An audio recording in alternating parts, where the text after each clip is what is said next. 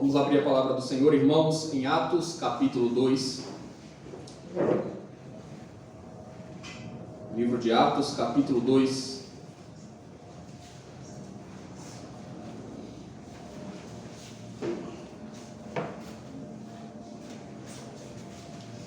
Nós vamos fazer agora a leitura do verso 37 ao 47. Atos 2, 37 a 47.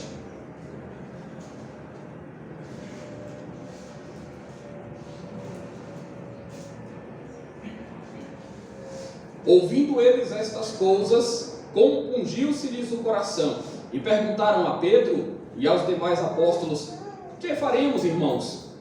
Respondeu-lhes Pedro: arrependei-vos, e cada um de vós seja batizado em nome de Jesus Cristo para a remissão dos vossos pecados, e recebereis o dom do Espírito Santo. Pois para vós outros é a promessa, para vossos filhos, e para todos os que ainda estão longe, isto é, para quantos o Senhor nosso Deus chamar.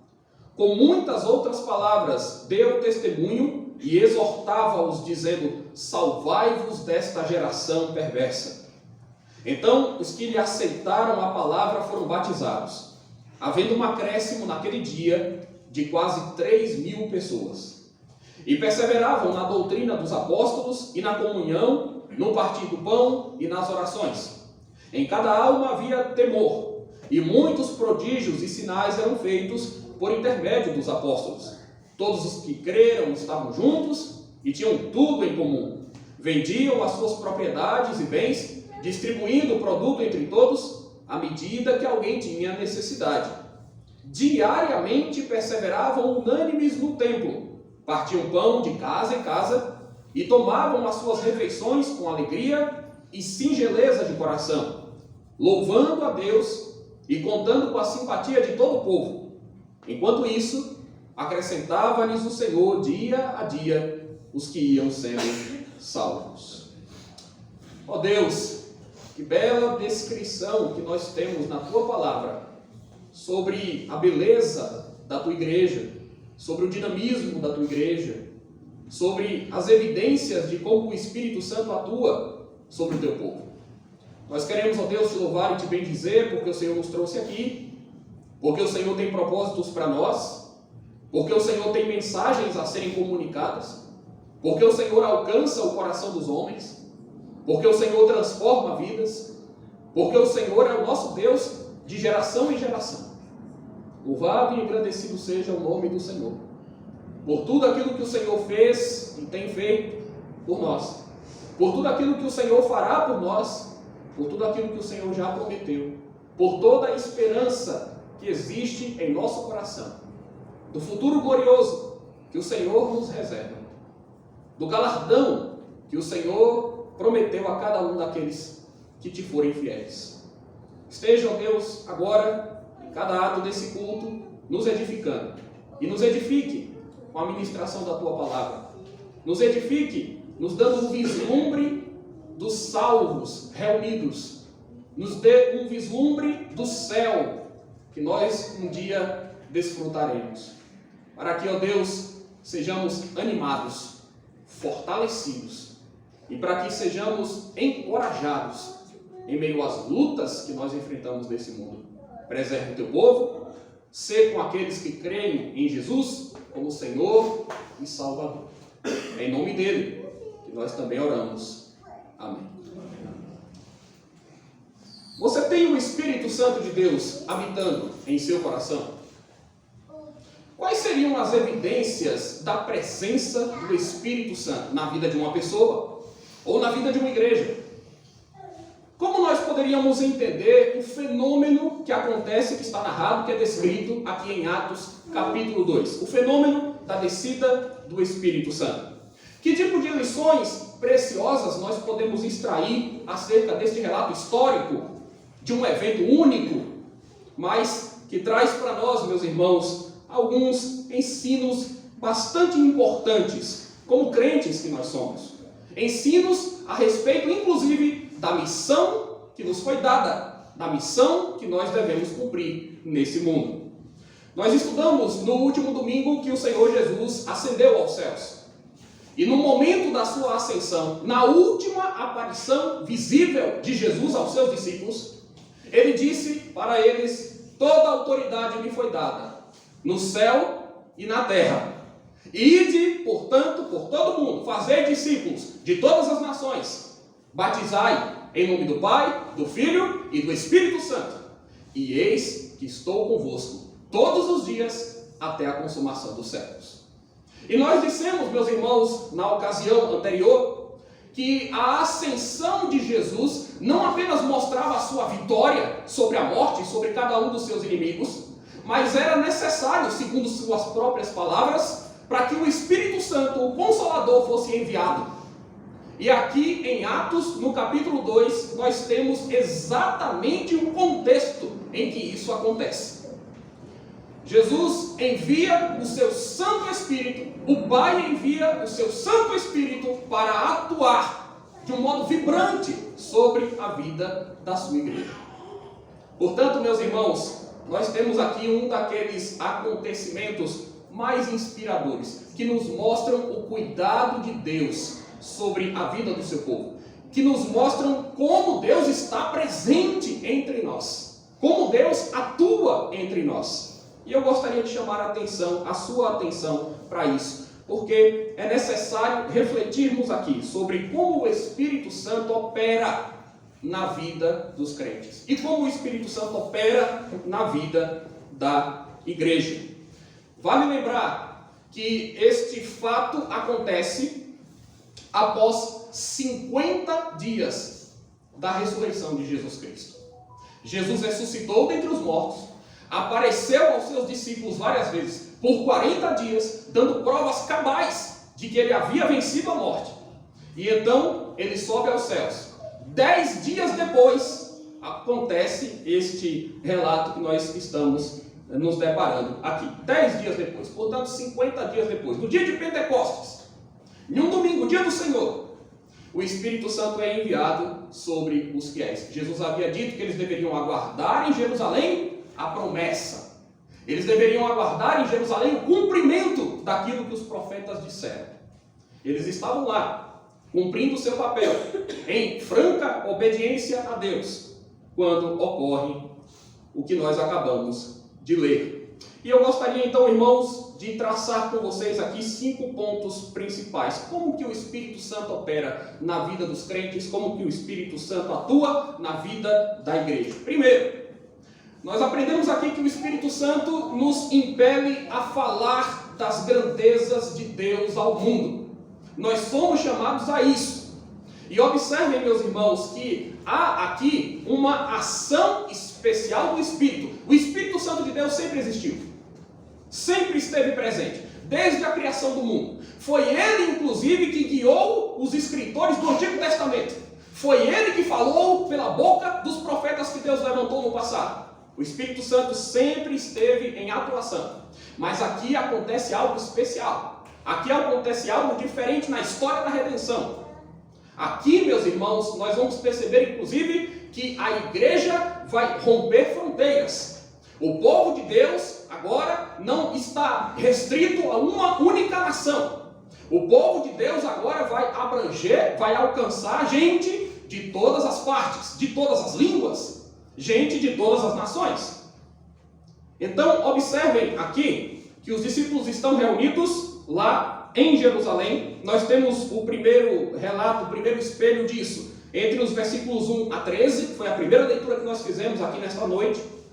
E nós vamos perceber aqui, meus irmãos, que esta descida do Espírito, ela é figurada em algumas palavras. Primeiro, nós encontramos aqui no versículo 2, do capítulo 2, que de repente veio do céu um som como de um vento impetuoso. O Espírito Santo é descrito como um vento impetuoso. Uma vez Jesus disse que o vento sopra onde quer. Sabes de onde vem, mas não sabes para onde vai. E assim é todo aquele que é nascido do Espírito. O vento nos dá a entender algo que existe, que não é visível, mas que é sentido, é percebido. Assim é o Espírito Santo. E assim age o Espírito Santo. Você não o vê, mas Ele está aqui. Você o percebe, você o sente, Ele te edifica, Ele fala com você, Ele te convence do pecado, da justiça e do juízo. Ele é uma pessoa, Ele se relaciona conosco. Ele comunica Cristo. Então, o vento faz uma referência à soberania do Espírito, à soberania de Deus. O fogo, nós temos aqui também uma menção a isso. Versículo 3: apareceram distribuídas entre eles línguas como de fogo.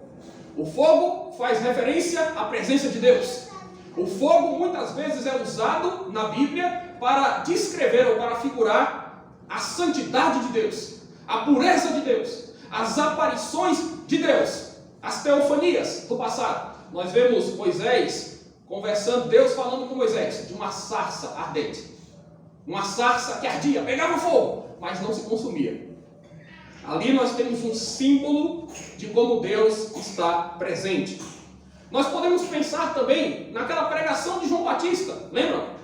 Eu vos batizo com água, mas vem alguém que é maior do que eu, ele vos batizará com o Espírito e com fogo. Aqui está, meus irmãos, o tal batismo com fogo, o batismo com o Espírito. É Jesus Cristo enviando do céu o Santo Espírito para habitar na sua igreja. E ele faz isso uma única vez e de uma vez por todas. Não há muitos Pentecostes, não há eventos que se repetem dessa forma. Nós temos um único evento marcante, assim como a ressurreição, assim como a encarnação de Jesus, assim como a morte de Jesus acontece uma única vez. Aqui nós temos a descida do Santo Espírito sobre a igreja, para preservar a igreja, para fazer com que a igreja percorra a sua trajetória vitoriosa. E então nós temos, meus irmãos, uma outra figura, uma outra descrição de como o Espírito age aqui, que são as línguas. Verso 3 diz que apareceram distribuídas entre os discípulos línguas que pousou sobre cada um deles. E a partir daqui nós começamos a compreender o que é o dom de línguas. Porque a descrição que nós temos do versículo 5 até o versículo 13 é de que enquanto os discípulos estavam ali habitando em Jerusalém, uma multidão aflui, e esta multidão começa a perceber que os seguidores de Jesus estão pregando o Evangelho. Eles estão, na verdade, anunciando as grandezas de Deus em todas aquelas línguas. Nós observamos que a ênfase de Lucas, que é o autor do livro de Atos, a ênfase dele é em dizer que estavam ali em Jerusalém pessoas de todas as etnias, pessoas de várias nacionalidades, da Mesopotâmia, da Judéia, do Ponto, da Ásia, da Frígia, da Panfilha, do Egito, da Arábia, das regiões da Líbia.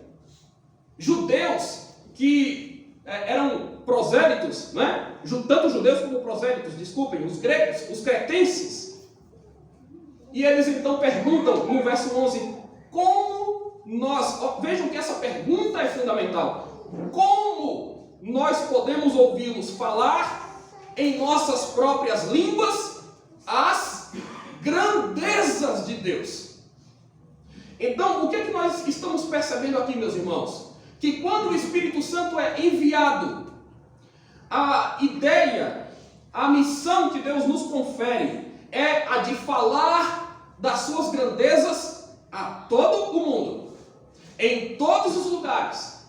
O que está sendo dito aqui é que nós vamos receber um poder de testemunhar de Jesus Cristo a todas as nações. O que está sendo dito aqui é que a igreja, com muita força e com a bênção de Deus, fará missões.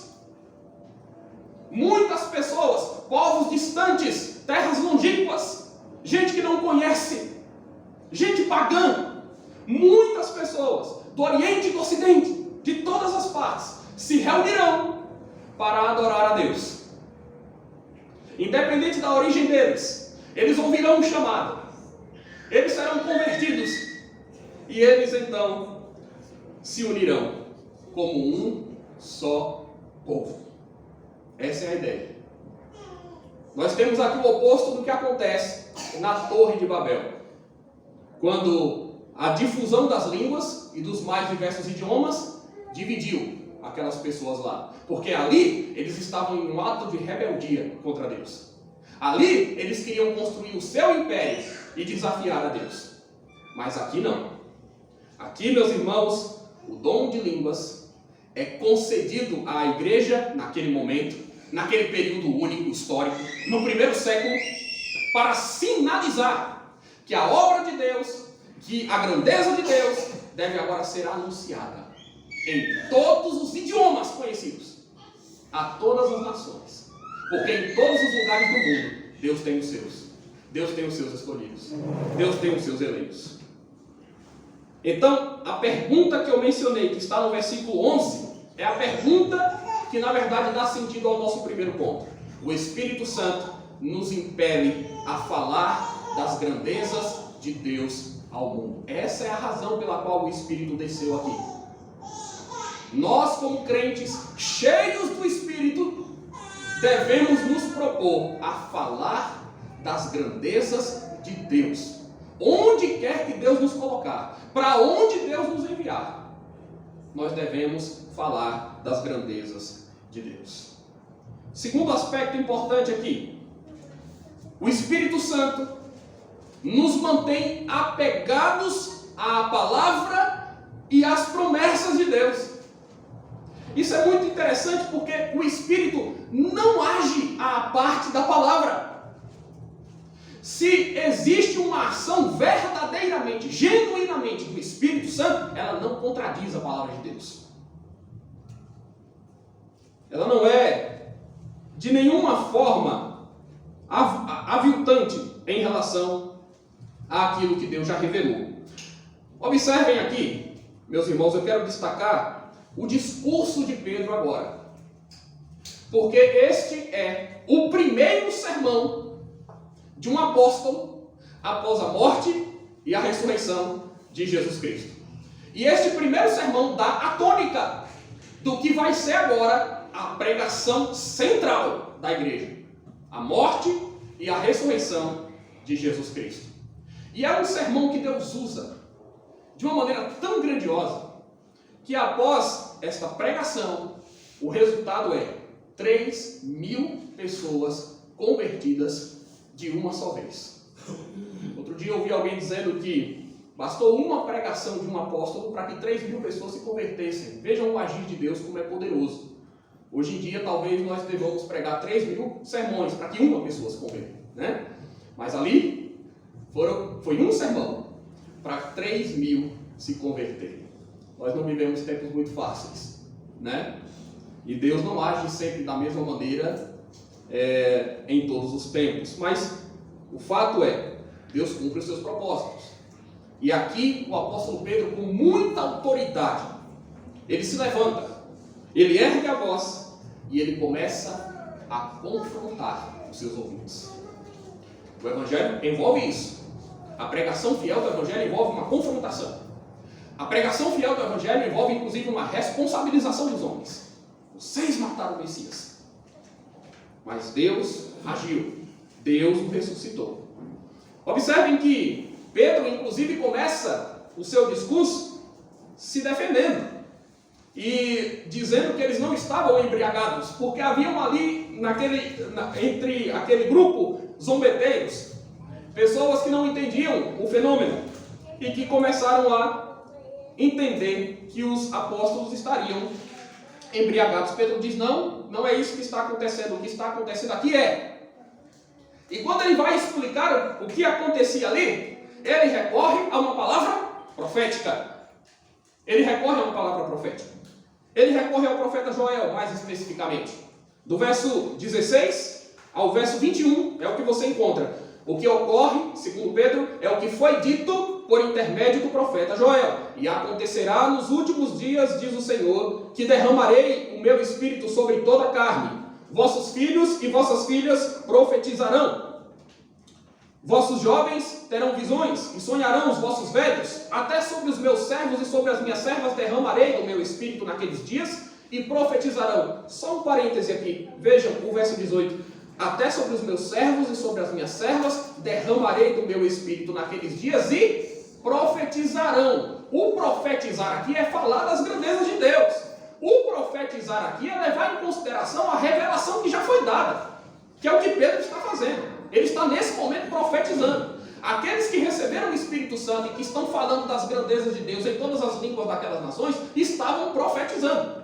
Então, para entendermos bem o significado de profecia aqui nesse contexto. Verso 19: mostrarei prodígios em cima no céu e sinais embaixo na terra, sangue, fogo e vapor de fumaça. O sol se converterá em trevas, a lua em sangue, antes que venha o grande e glorioso dia do Senhor. Esta parte da revelação, da profecia ainda não ocorreu. Isso vai acontecer nas proximidades da volta do Senhor Jesus Cristo. E o verso 21 encerra dizendo que acontecerá que todo aquele que invocar o nome do Senhor será salvo. Depois, a palavra de Deus volta a ser citada quando Pedro vai se referir a Jesus, a sua ressurreição. E eu estou agora, meus irmãos, fazendo uma referência aos versos 25 ao 28. Vejam, porque a respeito dele, de Jesus, diz Davi: diante de mim via sempre o Senhor, porque está à minha direita para que eu não seja abalado. Por isso se alegrou o meu coração e a minha língua exultou. Além disso, também a minha própria carne repousará em esperança, porque não deixarás a minha alma na morte, nem permitirás que o teu santo veja corrupção. Fizeste-me conhecer os caminhos da vida, encher-me-ás de alegria na tua presença. Por fim, nós temos o verso 34 e o verso 35, porque Davi não subiu aos céus, mas ele mesmo declara: disse o Senhor ao meu Senhor, assenta-te à minha direita até que eu ponha os teus inimigos por estrado dos meus pés. O que eu estou querendo dizer é que a pregação apostólica está cheia das Escrituras. O que eu estou querendo dizer é que quem fala, movido pelo Espírito de Deus, fala de acordo com as Escrituras. Se você não vê base bíblica em uma mensagem, se não houver fundamento, o Espírito Santo não está falando ali. Se houver uma contradição com o ensino bíblico, não há uma ação efetiva, clara, evidente do Espírito Santo. É assim que se mede se uma mensagem tem fundamento ou não. Se ela é do Espírito de Deus, se ela vem do Espírito de Deus ou não. Ela tem base, encontra eco nas Escrituras? Essa é a grande pergunta, meus amados irmãos, porque o Espírito fala em consonância com a palavra. A sintonia entre o que o Espírito comunica e o que a palavra comunica. O Espírito fala pela palavra. A palavra dá testemunho de Cristo e do Espírito. É assim que funciona. Não pode haver uma desconexão entre uma coisa e outra. Nós não podemos interpretar que algo vem de Deus se aquilo não é possível de ser compatibilizado com o que Deus nos ensina na sua revelação, no seu livro. Então vejam que Pedro tem um cuidado de, se dirigindo aos seus compatriotas, fazer uma referência a dois grandes nomes do passado: Joel, profeta Joel, e Davi, que não era um profeta de ofício, mas Pedro assim o trata. Ele diz: Davi, que era profeta, falou a respeito do Messias. Nós encontramos os salmos messiânicos. O próprio Davi era um tipo de Cristo. Ele era rei e um tipo de Cristo. Da descendência dele vem o Cristo. E aqui há um outro aspecto muito interessante, né? Porque veja como Deus nos abençoa, geração após geração, através dos nossos descendentes e de seus filhos. Porque Davi está na descendência de Jesus, na genealogia de Jesus. Jesus é chamado, inclusive, algumas vezes no Evangelho de filho de Davi. Mateus apresenta Jesus Cristo dizendo: este é o livro da genealogia de Jesus Cristo, filho de Davi, filho de Abraão. Então, meus irmãos, o Espírito Santo, observem, ele nos mantém apegados à palavra de Deus, além de nos impelir a falar das grandezas de Deus ao mundo.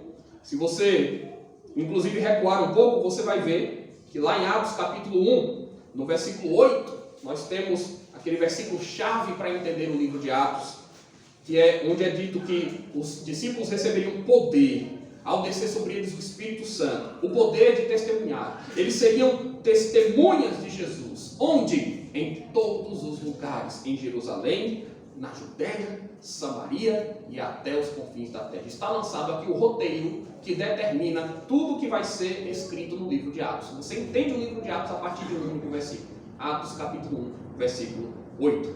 Então o Espírito Santo de Deus age assim, nos fazendo falar das grandezas de Deus no mundo inteiro, apegados sempre à sua palavra e às suas promessas.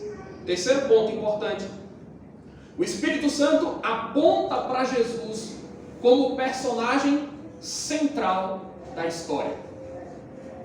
Jesus não é um personagem secundário na história.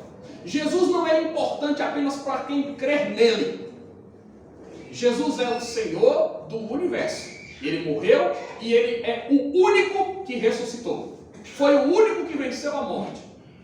Foi o único que ressurgiu glorificado. Ninguém mais, só ele. É o único que está exaltado à destra de Deus nas alturas. E era o único também que poderia enviar o Espírito Santo. De modo que o livro de Atos também serve ao propósito de nos mostrar aquilo que Jesus continuou a fazer e a ensinar através agora dos seus apóstolos, através agora dos seus discípulos. Irmãos, eu não preciso me deter muito tempo nesse ponto, mas eu quero mencionar aqui, ainda que brevemente, que no verso 22 e 23, o apóstolo Pedro destaca que Jesus operou milagres, prodígios e sinais. Sendo um varão aprovado por Deus, Deus o credenciou com sinais, milagres e prodígios. Deus realizou estes sinais por intermédio dele. E depois de um tempo exercendo os seus poderes, seus milagres, Jesus, no verso 23, diz: ele foi entregue pelo determinado desígnio e presciência de Deus, porque ele não foi surpreendido, porque a sua morte foi voluntária, foi expiatória, foi espontânea, ele se entregou, ele fez isso para cumprir a sua missão, o seu propósito, ao ser enviado a esse mundo. Mas ao mesmo tempo é dito: vocês o mataram, crucificando por mãos de inimigos.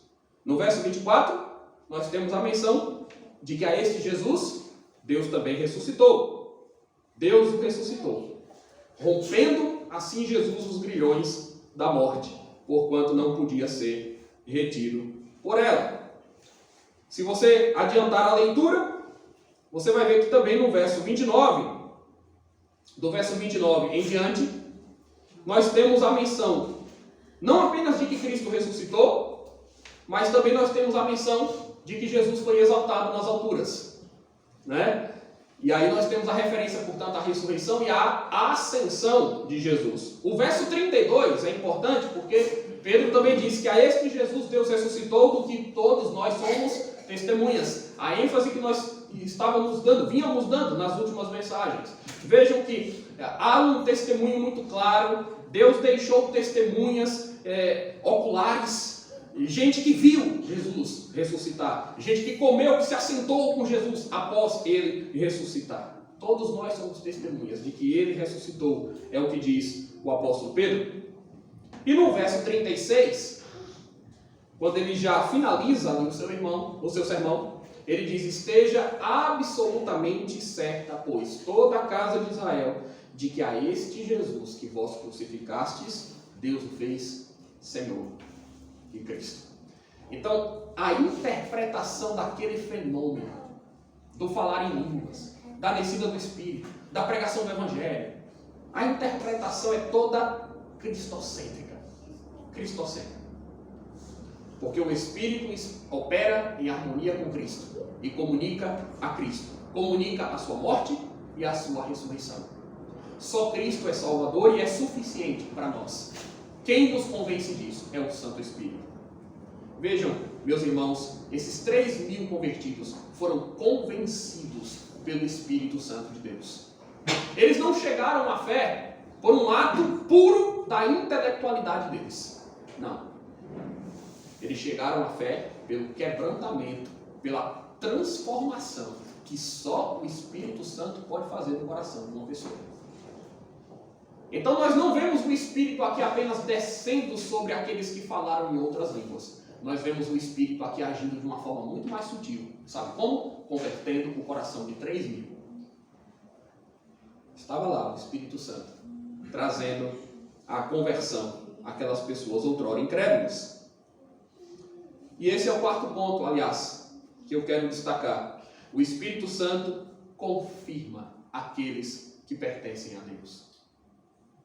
Então, o apóstolo Paulo, inclusive, em Romanos, ele diz que todos que são guiados pelo Espírito de Deus, né? Todos aqueles que são movidos pelo Espírito são feitos filhos de Deus, são guiados pelo Espírito de Deus. Vejam vocês aqui, irmãos, o que eu quero dizer agora, especialmente no trecho que vai do verso 37 ao verso 41. O Espírito Santo confirma aqueles que pertencem a Deus. Ouvindo eles estas coisas, compungiu-se-lhes o coração. Quer dizer, quem é que atua no coração do homem? É Deus. Observem, as coisas não precisam ser tão exaustivas, mas elas são claras. Eles ouvem, o coração deles de alguma forma fica ali condoído, e eles perguntam a Pedro e aos demais apóstolos: o que faremos, irmãos? Há uma percepção aqui da parte dos ouvintes de que o que esses homens estão dizendo é verdadeiro. Faz muito sentido. O que é que nós podemos fazer? O que é requerido de nós agora? Ok, vou admitir que sou pecador, vou admitir que nós demos o nosso aval na morte de Jesus, mas e agora? O que fazer agora? E aí o verso 38 nós temos a resposta. Pedro diz: arrependei-vos e cada um de vós seja batizado em nome de Jesus Cristo para a remissão dos vossos pecados, e recebereis o dom do Espírito Santo. Pois para vós outros é a promessa, para vossos filhos e para os que ainda estão longe, isto é, para quantos o Senhor nosso Deus chamar. Com muitas outras palavras deu testemunho e os exortava, dizendo: salvai-nos dessa geração perversa. Então os que lhe aceitaram a palavra foram batizados, havendo um acréscimo naquele dia de quase 3.000 pessoas. Como é que o Espírito Santo confirma aqueles que pertencem a Deus? Vamos lá. Primeiro, arrependimento. O arrependimento é um dom do Espírito. O arrependimento não pode ser fabricado. O arrependimento não pode ser fingido. O arrependimento é algo sincero, mas é algo provocado por Deus. Quem provoca é alguém que é exterior a você.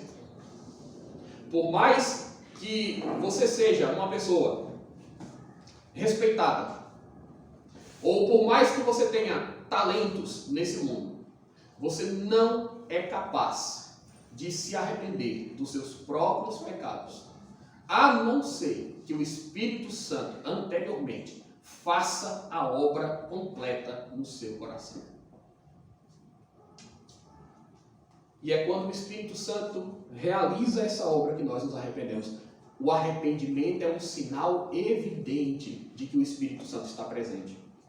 Você já se arrependeu dos seus pecados? Você é cheio do Espírito Santo? Então começa a se perguntar: como é que o pecado te afeta? Como é que o seu pecado te afeta? Você se entristece com o pecado ou você entristece o Espírito? Você luta contra o pecado? Você busca santidade de vida, novidade de vida? Você testemunha de Jesus? Você confessa Jesus entre os homens? Você fala dele por onde você vai? O arrependimento nos leva a isso. Não temos explícita a palavra fé aqui, mas é evidente que ela está presente. Vejam que o Senhor Jesus inicia o seu ministério dizendo: arrependei-vos e crede no Evangelho. João Batista começa o seu ministério dizendo: arrependei-vos, porque está próximo o reino dos céus. Arrependei-vos e crede. O arrependimento e a fé são bênçãos de Deus, são modos do Espírito Santo agir e demonstrar a sua ação. E geralmente eles são concedidos de uma forma conjunta. Aquele que se arrepende é porque creu, aquele que creu se arrepende, e assim por diante. O Espírito Santo confirma os que pertencem a Deus por meio destas coisas. E não apenas a fé e o arrependimento, que são sinais internos da transformação, mas há um sinal aqui, exterior. que aponta para uma limpeza, para uma regeneração que é invisível aos nossos olhos. Pedro fala agora do batismo. Batismo. Arrependei-vos e cada um de vós seja batizado em nome de Jesus Cristo para a remissão dos vossos pecados e recebereis o dom do Espírito Santo. Nós cremos, meus irmãos, que o batismo é um sacramento instituído pelo próprio Senhor Jesus Cristo, assim como a Santa Ceia. E quando o batismo é operado, há uma operação também invisível do Espírito Santo no coração daquele que recebe o batismo. O batismo, ele indica o ato de regeneração que Deus faz na vida de alguém. E é também o rito de iniciação à fé, de iniciação na vida da igreja de Deus. É o sinal do pacto, é o sinal da aliança de Deus conosco. Então, nós vemos que também, por esse modo, ou pelos meios de graça administrados pela igreja e na igreja, o Espírito Santo confirma aqueles que pertencem a Deus. Então, de novo, você está cheio do Espírito, você entende as ações do Espírito, como você se comporta diante do sacramento?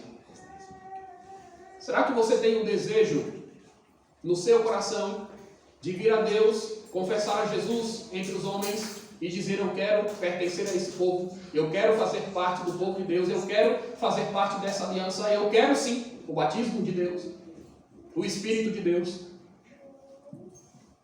Você se sente compelido a trazer os seus filhos, sim, e dar a eles este privilégio que Deus não lhes negou, trazê-los ao batismo, confirmar que eles pertencem a Deus, consagrá-los à vida com Deus. Pois é isto que nós encontramos aqui.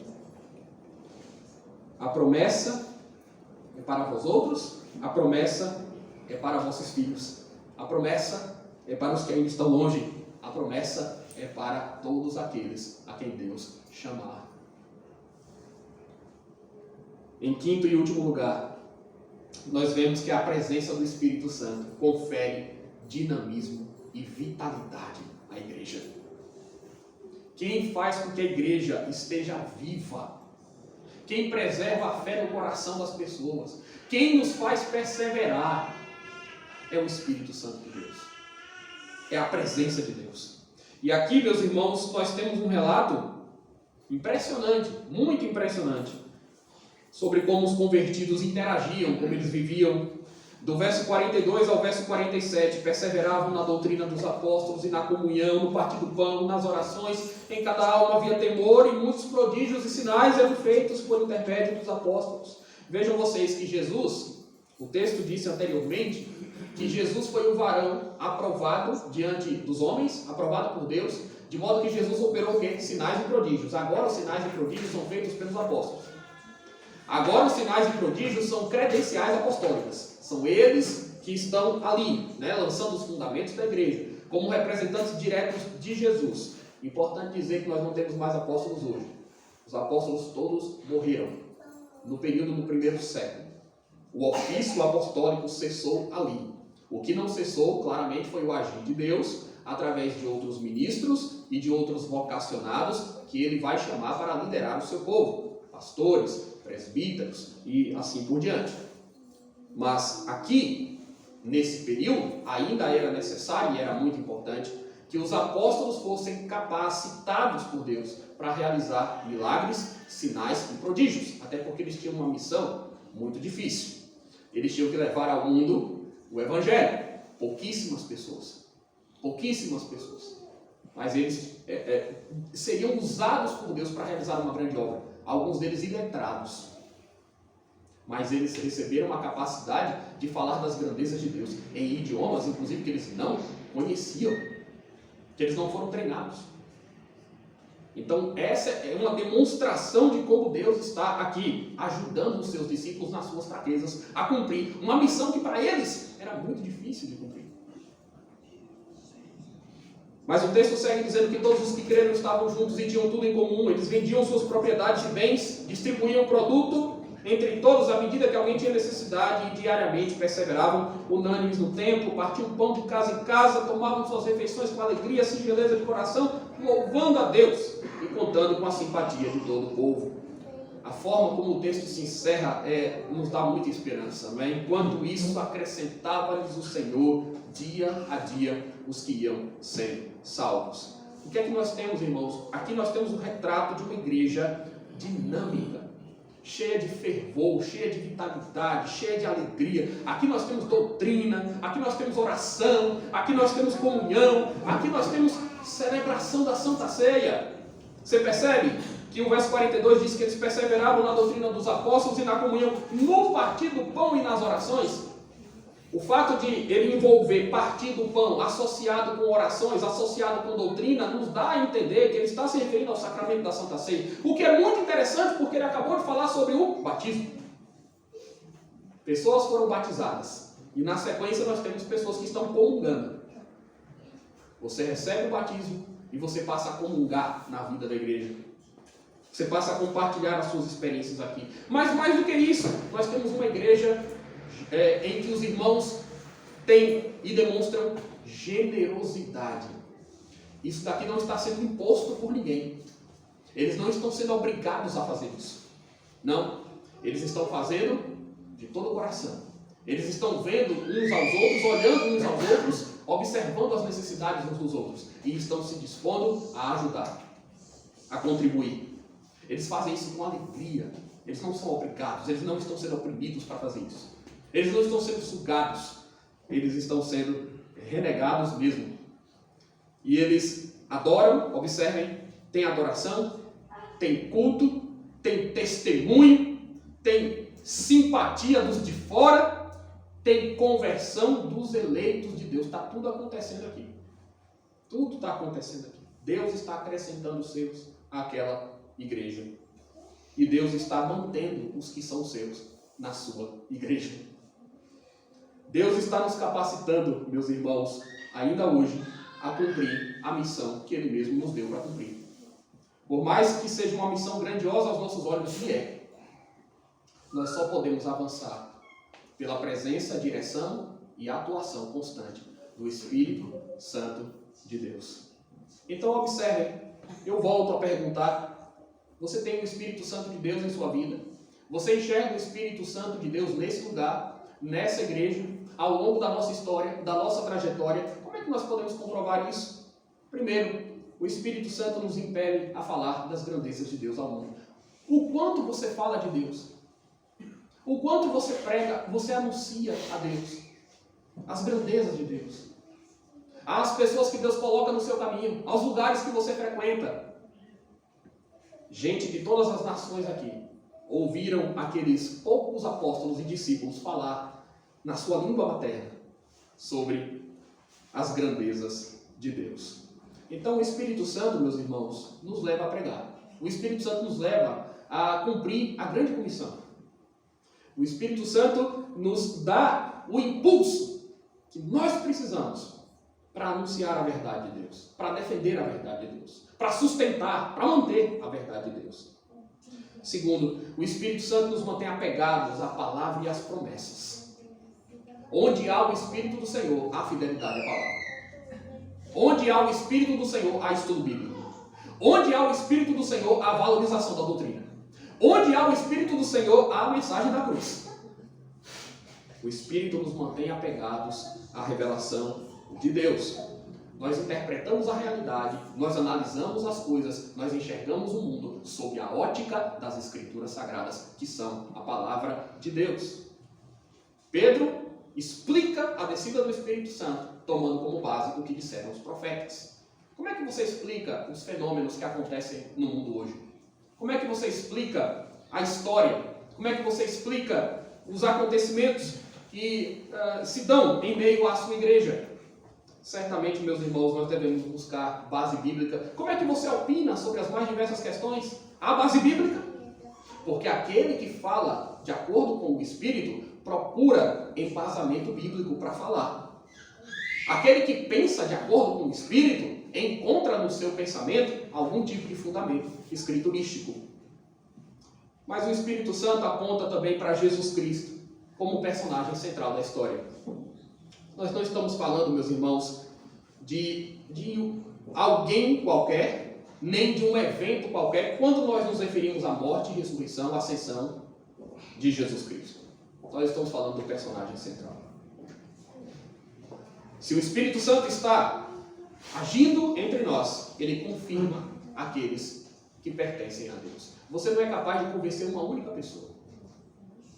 Não é. Você não é capaz de converter um único coração. Por mais que você lute. O apóstolo Pedro, homem que era, não seria jamais, e ele sabe disso, não é nenhuma ofensa a Pedro, não seria de modo nenhum, jamais seria capaz de converter o coração de 3.000 pessoas. Os melhores sermões não são capazes de fazer isso. Não são.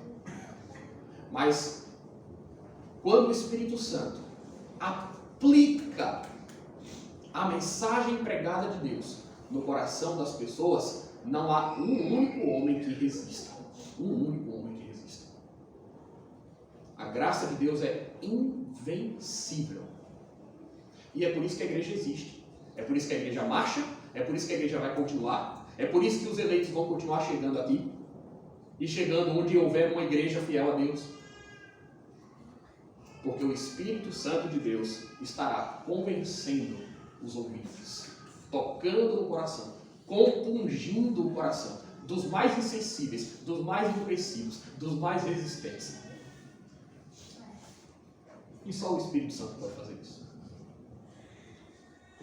E por fim, se o Espírito Santo está presente, se ele atua entre nós, há dinamismo, há vitalidade, há interesse em aprender, há alegria nas nossas reuniões, há comunhão, há o compartilhar do pão, das orações, há aconselhamento mútuo, há unanimidade na perseverança, na fé, há unidade,